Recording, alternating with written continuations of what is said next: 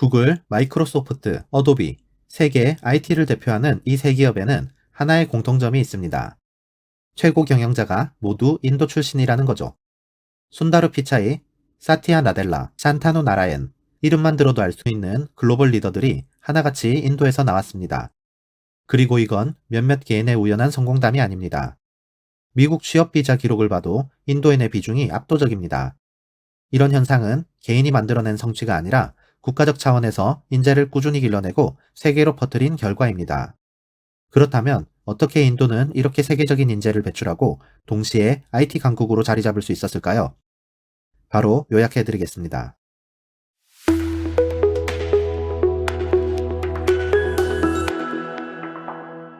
지금 글로벌 IT 업계를 보면 눈에 띄는 특징이 있습니다. 구글, 마이크로소프트, 어도비 같은 거대 기업의 최고 경영자가 모두 인도 출신이고 텔아비브나 두바이를 가도 유럽 기업을 가도 핵심 인재는 인도에서 왔습니다. 하지만 불과 20, 30년 전만 해도 우리가 떠올리던 인도의 모습은 전혀 달랐습니다. 값싼 인건비, 전화상담 콜센터, 단순한 아웃소싱의 나라. 하청과 저가 노동력이라는 단어가 인도의 대표 이미지였죠. 그러던 인도가 어느 순간부터 완전히 달라졌습니다. 연매출 2,450억 달러 규모의 초대형 IT 산업을 세워 올렸고 국내에서는 매달 200억 건이 넘는 모바일 결제가 오가는 세계 최대 디지털 시장으로 바뀌었습니다. 수억 명의 사람들이 디지털 신분증을 쓰고 하루에도 수천만 건의 인증이 돌아가는 나라. 과거와 현재의 간극은 단순한 성장이라는 말로는 설명하기 어려울 정도입니다. 값싼 인건비의 나라가 어떻게 글로벌 CEO를 쏟아내는 인재 강국이 되었을까요? 인도의 IT 산업은 출발부터 다른 길을 걸었습니다. 많은 나라들이 경제를 성장시킬 때는 보통 제조업을 먼저 세우고 그 위에 서비스 산업을 얻는 순서를 밟습니다. 하지만 인도는 제조업 기반을 제대로 세우지 못했습니다. 독립 이후 정부가 산업을 강하게 통제하면서 기업 활동에는 제약이 많았습니다. 공장을 세우려면 수많은 허가 절차를 거쳐야 했고 생산량조차 정부의 통제를 받았습니다. 외국 기업은커녕 국내 기업조차 자유롭게 제조업을 키우기 어려운 구조였죠. 여기에 도로와 전력 같은 인프라도 부족하다 보니 제조업이 성장하기엔 토대가 막혀 있었습니다. 하지만 인도가 가진 자산은 따로 있었습니다. 바로 인재였습니다. 물론 당시 교육 수준 전체가 높았던 건 아니었습니다. 농촌으로 가면 문맹이 흔했고 기초 교육조차 닿지 않는 경우가 많았죠. 하지만 꼭대기만 보면 이야기가 달랐습니다. 영국 식민지 시절부터 일부 계층은 영어로 된 고등교육을 받을 수 있었고 이 전통은 독립 이후에도 이어졌습니다. 덕분에 상위권 인재들은 국제 무대에서 바로 통할 언어적 기반을 갖추고 있었습니다. 여기에 정부가 결정적인 투자를 했습니다. 1951년 초대 총리 네루는 과학기술이 국가의 미래라며 인도 공과대학 IIT 설립을 직접 주도했습니다. 첫 캠퍼스는 카라 그룹에 세워졌고 이후 델리, 뭄바이, 캄푸르, 첸나이로 확대됐습니다. 입학 경쟁률만 봐도 이 대학의 위상이 드러납니다. 매년 100만 명이 넘는 학생이 IIT 입학시험에 도전하지만 합격자는 1만 명 남짓에 불과합니다. 경쟁률이 100대 1이 넘는 셈이죠. 정부는 여기에 집중적으로 투자했습니다. 일반 공과대학이 연간 20억 원 정도를 받을 때 IIT는 한 캠퍼스당 150억 원 이상을 지원받았습니다.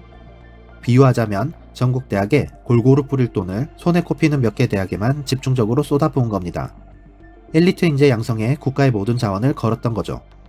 거기다 영어로 진행되는 모든 수업, 세계 수준의 교수진, 그리고 수학과 공학 중심의 교육. 이곳에서는 졸업까지 400학점 이상을 이수해야 했는데 한국 대학 기준으로는 약 3배 수준이었습니다. 덕분에 이 대학에서 배출된 인재들은 졸업과 동시에 해외 기업이나 유학 시장에서도 경쟁력을 가질 수 있었습니다. 즉, 인도의 교육 전반이 뛰어났던 건 아니지만 상위권 대학에서 길러진 인재들만큼은 세계적인 경쟁력을 갖추고 있었던 겁니다. 마침 세계 상황도 인도와 맞아떨어졌습니다. 1980년대 들어 미국과 유럽에서는 소프트웨어 수요가 급격히 늘어나고 있었습니다. 프로그램을 개발하고 유지할 인력이 필요했지만 현지 인건비는 너무 비쌌습니다. 바로 이 지점에서 인도의 인재가 눈에 띄기 시작한 겁니다. 인도는 제조업 기반이 약해 돌파구가 필요했고 세계에서는 값싸면서 실력을 갖춘 소프트웨어 인력이 절실했으니까요. 그래서 1980년대 후반 인도 정부는 소프트웨어 수출 정책을 발표합니다. 인재를 무기로 해외 시장을 공략하고 소프트웨어 수출로 외화를 벌겠다는 전략이었죠. 다만 국내 시장은 여전히 작고 규제가 많았기 때문에 IT 산업은 밖으로 나가야만 하는 산업으로 남을 수밖에 없었습니다. 그리고 정부는 특정 도시 하나에 집중 투자를 시작합니다. 바로 남부 도시 벵갈루루였습니다. 벵갈루루는 해발 920m 고원에 자리 잡고 있어 인도 특유의 무더위에서 비교적 자유로웠습니다.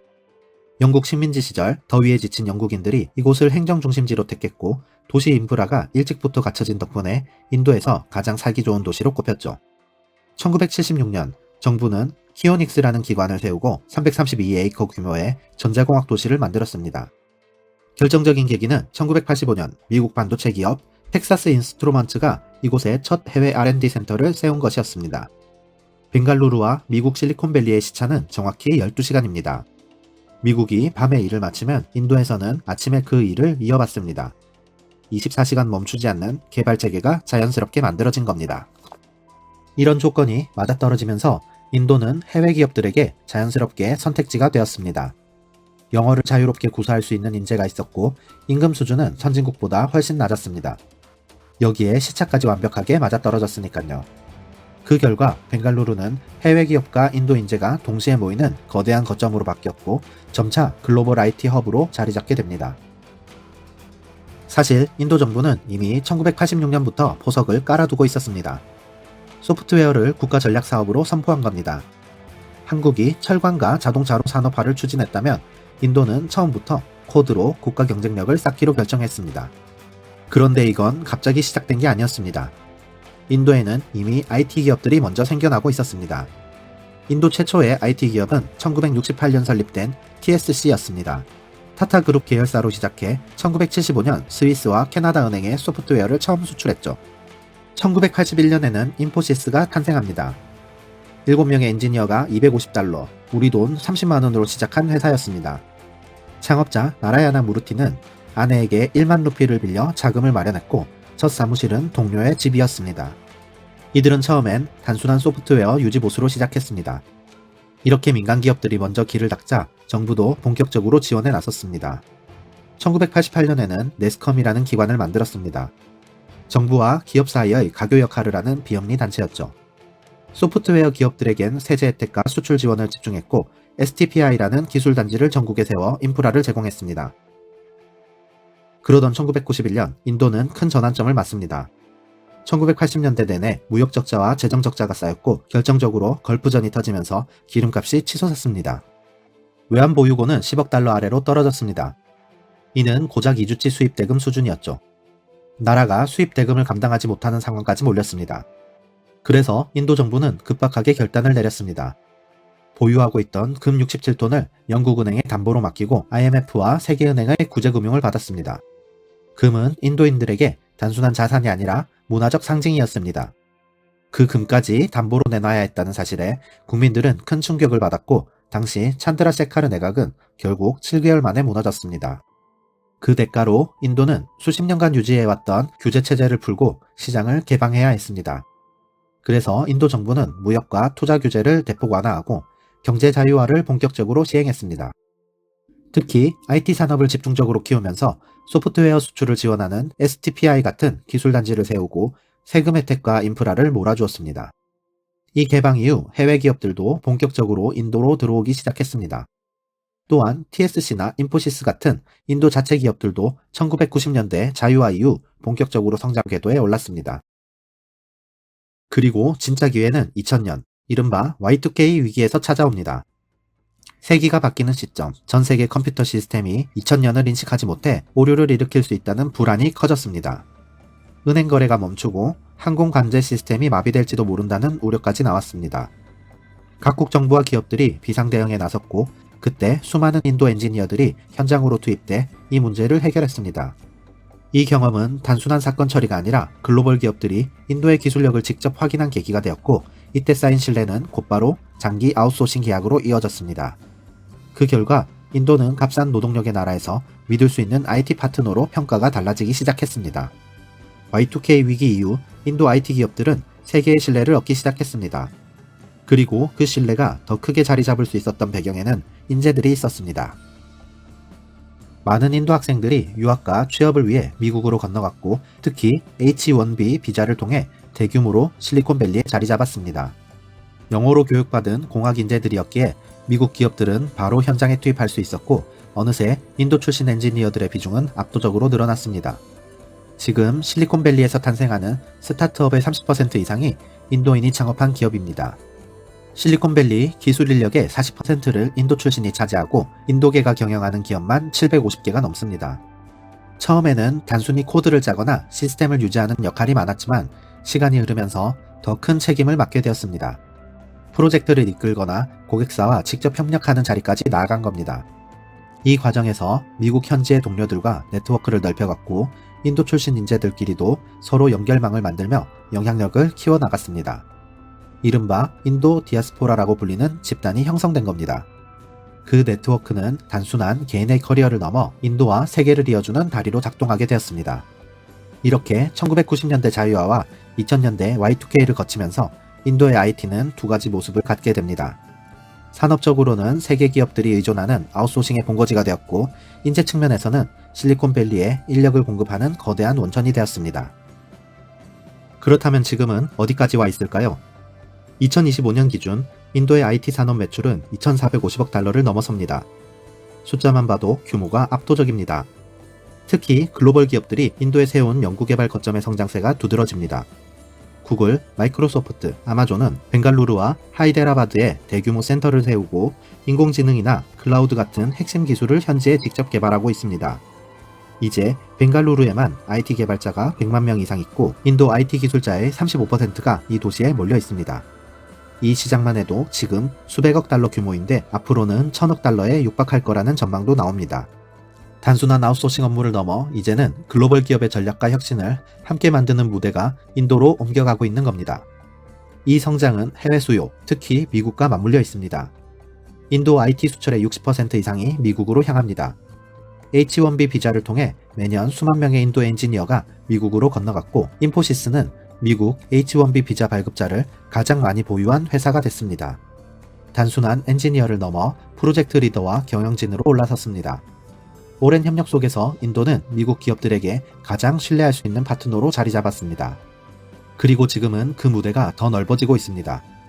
유럽과 중동, 아시아로 퍼져나가며 인도의 IT 기업들과 함께 각 산업의 혁신을 이끄는 글로벌 파트너로 자리 잡고 있습니다. 인도의 IT 파워는 해외에서만 드러나는 게 아닙니다. 지금 인도 안에서도 세계 어디에도 없는 규모의 디지털 변화가 일어나고 있습니다. 오늘날 인도에서는 매달 200억 건이 넘는 모바일 결제가 오갑니다. 길거리 노점상부터 농촌의 작은 상점까지 QR코드가 붙어 있고 누구나 스마트폰으로 돈을 주고받습니다. 아다르라는 디지털 신분증은 지금까지 2,700억 건이 넘는 인증을 기록했고 수억 명의 사람들이 정부 서비스부터 은행 거래까지 손안에서 해결하고 있습니다. 이 디지털 대전환의 출발점에는 릴라이언스 지오가 있습니다. 2016년 후발주자로 이동통신 시장에 뛰어든 지오는 기존 강자들과 경쟁하기 위해 과감한 전략을 택했습니다. 1기가당 데이터 요금을 10센트 수준으로 낮춰버린 겁니다. 이는 세계 평균의 20분의 1 가격이었습니다. 그 결과는 폭발적이었습니다. 가입자는 3년 만에 4억 명을 돌파했고 불과 몇 년 만에 수억 명의 일상이 인터넷으로 연결됐습니다. 그 결과 인도는 지금 글로벌 기업들이 기술을 시험하는 가장 큰 디지털 시험장이자 자체적으로도 세계 최고의 IT 내수 시장으로 성장하고 있습니다. 물론 인도의 IT 산업은 강점만 있는 것은 아닙니다. 아직도 산업의 무게중심은 서비스와 아웃소싱에 쏠려 있습니다. 세계적 기업의 프로젝트를 대신 수행하는 역량은 뛰어나지만 자체적인 제품이나 플랫폼을 만들어내는 힘은 상대적으로 부족합니다. 그리고 미국 시장에 너무 의존하는 것도 큰 위험입니다. 지금까지는 긴밀한 협력이 성장으로 이어졌지만 특정 시장에 구조적으로 기대고 있다는 사실은 분명한 한계입니다. 내부 과제도 만만치 않습니다. 도시의 명문대학에서는 글로벌 무대에서 통할 인재가 꾸준히 나오지만 농촌과 저소득층은 여전히 기초교육조차 받기 어려운 경우가 많습니다. 이런 교육 격차는 산업 전체의 성장에 제약이 됩니다. 우수한 인재가 해외로 빠져나가는 흐름도 계속되고 있습니다. 또 다른 문제는 빠른 디지털화가 남긴 그늘입니다. 수억 명이 모바일 결제와 디지털 신분증을 쓰고 있지만 그만큼 개인정보 보호와 보안에 대한 우려도 커지고 있습니다. 농촌과 도시 계층 간의 디지털 격차 역시 여전히 뚜렷하게 남아 있습니다. 인도의 IT 산업에는 두 가지 흐름이 있습니다. 하나는 정부 정책과 제도가 만든 산업의 틀이고 다른 하나는 세계 무대에서 활약하는 인재들입니다. 아웃소싱과 산업연구센터, 그리고 급성장한 내수시장은 인도가 가진 산업적 기반을 보여줍니다. 그리고 글로벌 기업의 핵심 자리를 차지한 인재들도 인도의 또 다른 힘을 상징합니다. 인도의 IT 파워는 산업과 인재가 함께 만든 결과입니다. 그리고 세계가 가장 강하게 느끼는 건 숫자가 아니라 사람입니다. 값싼 인건비 국가에서 글로벌 CEO를 배출하는 나라가 된 인도. 우리나라도 인도처럼 국가적 차원에서 IT 인재에 투자해야 되는 건 아닐까요? 여러분의 의견을 댓글로 남겨주세요.